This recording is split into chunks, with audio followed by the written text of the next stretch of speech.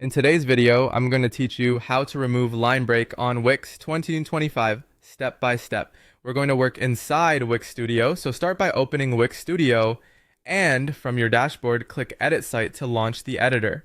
Once you're in, keep your eye on the left side panel. This is where your text controls live. Click Text to reveal the text tools, then open Text Styles. Choosing a style or clicking a text element on your canvas will expose the settings you'll need, and it keeps everything consistent across your site. There are a few solid ways to remove unwanted line breaks. The first method is to widen the text box so your words have enough room to sit on a single line. Line breaks often appear simply because the container is too narrow and your text wraps automatically. Click to select the text box on your page.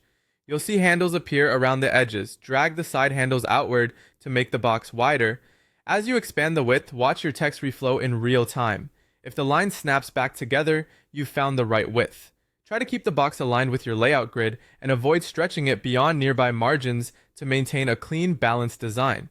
The second method focuses on spacing.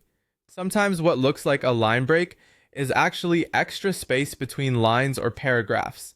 Select the text you want to fix, then open Text Settings. Look for the controls labeled Line Spacing and Paragraph Spacing. Line spacing controls the vertical space between lines within a single paragraph, while paragraph spacing controls the space before or after a paragraph break. Gently reduce these values until your text looks compact and intentional, but still readable. Small adjustments go a long way here. If the text starts to feel cramped, bring the spacing back up slightly.